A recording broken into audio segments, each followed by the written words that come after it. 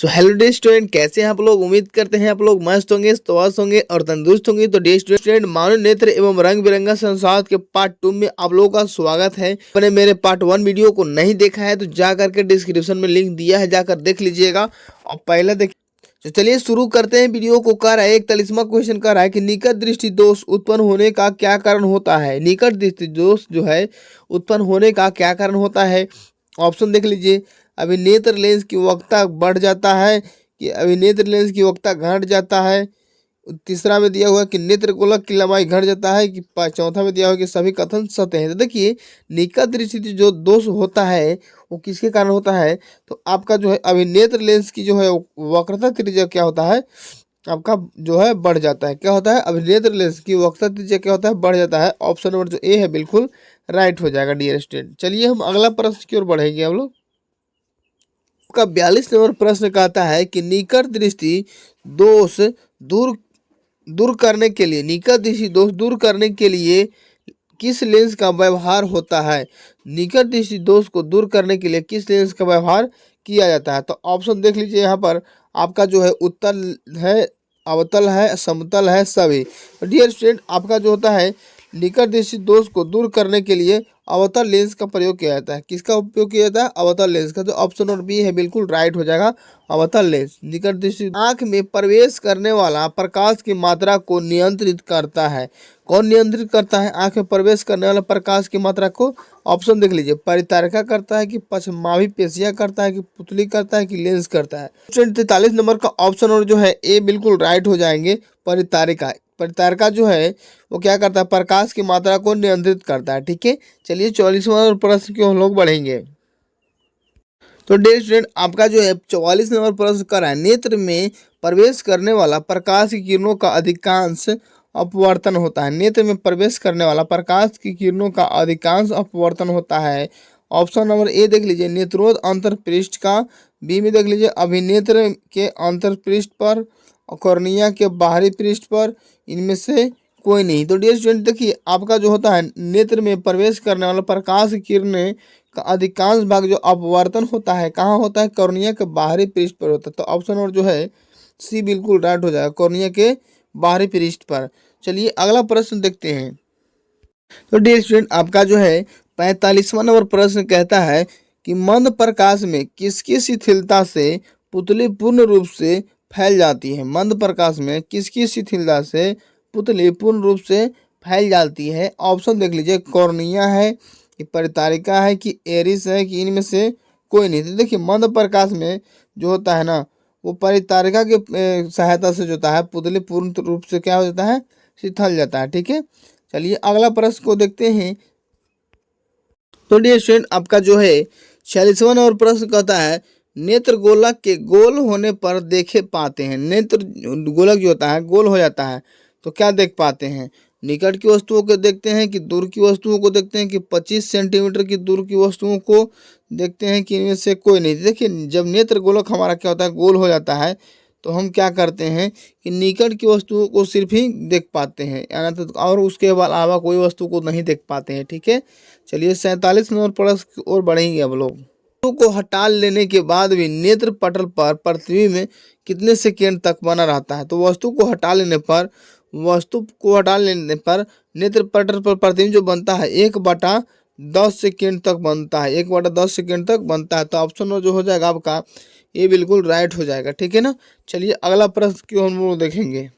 तो dear student, आपका 48 प्रश्न देखिए कह रहा है कि दृष्टि निर्बंध सिद्धांत का उपयोग कहाँ किया जाता है। दृष्टि निर्बंध सिद्धांत का प्रयोग कहाँ किया जाता है। तो ऑप्शन देख लीजिए, चलचित्र प्रक्षेपण में किया जाता है कि फोटोग्राफिक कैमरे में किया जाता है कि सूक्ष्मदर्शी में किया जाता है कि इनमें से कोई नहीं। तो देखिए, दृष्टि निर्बंध जो होता है सिद्धांत का प्रयोग किया जाता है चलचित्र प्रक्षेपण में। चलचित्र प्रक्षेपण में आपका जो ऑप्शन और जो है बी ए बिल्कुल राइट हो जाएंगे, चलचित्र प्रक्षेपण में। ठीक है, चलिए 49 नंबर प्रश्न को बढ़ने से पहले अभी तक आपने चैनल को सब्सक्राइब नहीं किया डियर स्टूडेंट तो चैनल को सब्सक्राइब कर दीजिए। ठीक है, तो आपका 49 नंबर प्रश्न कहता है कि कॉर्निया के पीछे क्या है जो काले रंग की पेशियों का समुच्चय है। कॉर्निया के पीछे क्या है जो काले रंग के पेशियों का समुच्चय है। ऑप्शन देख लीजिए, परितारिका है कि नेत्र पटल है कि दृष्टि पटल है कि इनमें से कोई नहीं। तो कॉर्निया के पीछे क्या होता है, जो काले रंग की पेशियों का समूह जो होता है,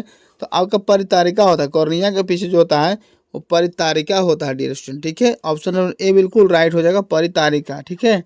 तो कह रहा है आयु में वृद्धि होने पर मानव नेत्र में समंजन क्षमता घट जाता है, यह दोष कहलाता है। जो यह दोष होता है क्या कहलाता है, ऑप्शन देख लीजिए। अबिंदुकता कहलाता है कि दीर्घ दृष्टि की, लघु दृष्टि की, जाड़ा दृष्टि। तो देखिए आयु बढ़ जाने के कारण हम लोगों को नहीं दिख पाता है, तो इसमें होता है जाड़ा दृष्टि दोष होता है। क्या होता है, जाड़ा दृष्टि दोष। ऑप्शन और डी बिल्कुल राइट हो जाएगा। स्टूडेंट आपका जो है 51 नंबर प्रश्न कर रहा है कि कॉर्निया में दोष अर्थात उसके पूर्णतः गोलीय न होने के कारण किस प्रकार का नेत्र दोष होता है। कॉर्निया में दोष अर्थात उसके पूर्णतः गोलीय न होने के कारण किस प्रकार का नेत्र दोष होता है। ऑप्शन देख लीजिए। अबिंदुकता होता है कि दीर्घ दृष्टि दोष होता है कि जाड़ा दृष्टि होता है कि लघु दृष्टि दोष होता है। तो डियर स्टूडेंट देखिए आपका 51 नंबर प्रश्न हो जाएगा आपका ऑप्शन नंबर ए, अबिंदुकता होता है। क्या होता है, अबिंदुकता उसको बोला जाता है, जिसके कारण पूर्णतः गोलीय न होने के कारण क्या होता है, नेत्र दोष हो जाता है, ठीक है ना। चलिए अगला प्रश्न 52 नंबर देखेंगे हम लोग। तो डियर स्टूडेंट आपका 52 नंबर प्रश्न है अबिंदुकता के दो अबिंदुकता नेत्र दोष वाले व्यक्ति के चश्मे में किस तरह लेंस के दोष का निवारण होता है। अबिंदुकता नेत्र दोष वाले व्यक्ति के चश्मे में किस तरह के लेंस से दोष का निवारण होता है। अवतल लेंस देख लीजिए, पहला में उसमें दिया हुआ है, दूसरा में दिया हुआ बेलनाकार, तीसरा में दिया हुआ उत्तल लेंस और चौथा में दिया हुआ द्विफोक्सी लेंस। तो देखिए आपका जो अबिंदुकता हो जाएगा, तो अबिंदुकता में होता है आपका क्या होगा, बेलनाकार लेंस हो जाएगा। क्या हो जाएगा, बेलनाकार लेंस हो जाएगा। तो ऑप्शन और बी बिल्कुल राइट हो जाएगा, ठीक है। चलिए अगला प्रश्न क्यों हम बोलेंगे।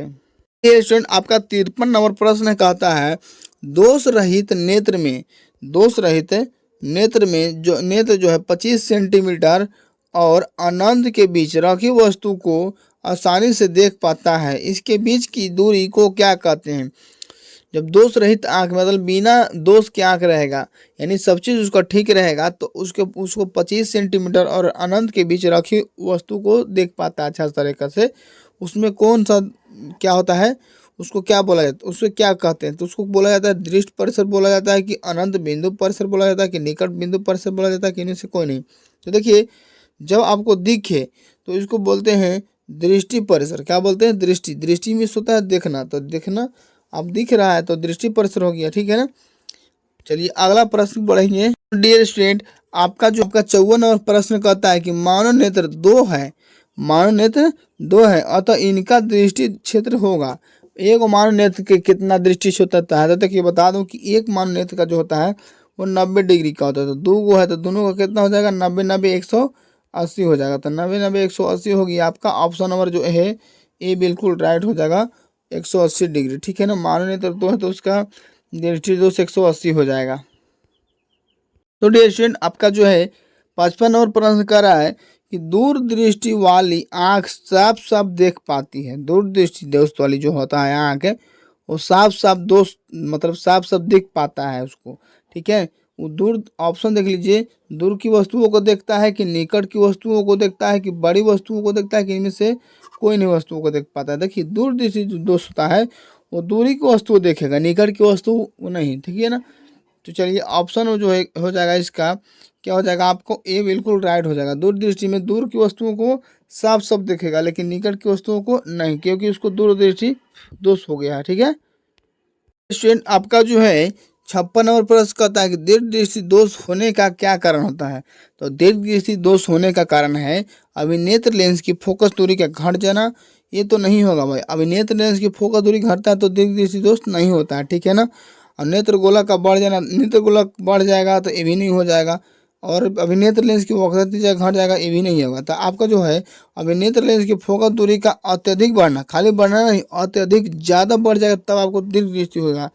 बढ़ना यानी दूर, दूर यानी बढ़, दीर्घ यानी बड़ा, दीर्घ यानी बड़ा। तो जब ज़्यादा आवश्यकता से बढ़ जाएगा तो आपका दीर्घ दृष्टि दोष हो जाएगा, ठीक है। अगला प्रश्न बढ़ेंगे। आपका अगला प्रश्न कहता है कि अभिनेत्र लेंस की फोकस दूरी में परिवर्तित अभिनेत्र लेंस की फोकस दूरी में परिवर्तन किया जाता है। अभिनेत्र लेंस जो है उसको फोकस दूरी में परिवर्तन किया जाता है। कैसे किया जाता है भाई? पुतली के द्वारा किया जाता है कि दृष्टि पटल के द्वारा किया जाता है कि पक्षमावी के द्वारा किया जाता है कि परितारिका के द्वारा किया जाता है? तो देखिए नेत्र लेंस की जो होता है फोकस दूरी, उसमें क्या किया जाता है? परिवर्तन किया जाता है। तो परिवर्तन किया जाता है तो पक्षमाभी के द्वारा किया जाता है, पक्षमाभी के द्वारा किया जाता है। तो ऑप्शन नंबर जो सी है बिल्कुल करेक्ट हो जाएगा। ठीक है। अब का है 58 और प्रश्न कर रहा है रेटिना प्रकाश को परिवर्तित करता है। रेटिना जो है प्रकाश को परिवर्तित करता है विद्युत ऊर्जा में, विद्युत सिग्नल में कि वास्तविक प्रतिबिंब में कि इनमें से कोई नहीं। तो देखिए रेटिना जो होता है प्रकाश को परिवर्तित करता है। तो प्रकाश को परिवर्तित करता है विद्युत सिग्नल में, क्या में?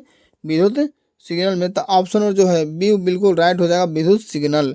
चलिए स्टूडेंट आपका जो 60 नंबर प्रश्न है कहता है कि नेत्र दान करने वाला व्यक्ति की आयु सीमा होनी चाहिए। नेत्र व्यक्ति जो होता है दान करने वाला व्यक्ति उसको आयु कितना भी होना चाहिए। 10वीं वर्ष में भी दान कर सकता है, 25 वर्ष में भी दान कर सकता है, 60 वर्ष में भी दान कर सकता है। ठीक है ना। वो आपको पर डिपेंड करता है कि आप अपना आँख दान करना चाहते हैं या नहीं करना चाहते हैं। तो यहाँ पर ही हो जाएगा ऑप्शन नंबर जो हो जाएगा डी बिल्कुल राइट हो जाएगा। ये क्या हो जाएगा? आपको सभी हो जाएगा इनमें से। ठीक है ना, सभी पर। चलिए अगला हम प्रश्न की ओर बढ़ेंगे। तो डियर स्टूडेंट आपका जो है 60वां नंबर प्रश्न कहता है कि मृत्यु के पश्चात कितने घंटे के अंदर नेत्र निकाल लेना चाहिए। अगर आपको मृत्यु हो जाए, नेत्र दान करना चाहते थे या आपको परिवार क्या है आपको परमिशन दे दे कि हमको इनको आँख निकाल कर देना है, तो कितने घंटे के बाद आपको निकाल लेना चाहिए आँख?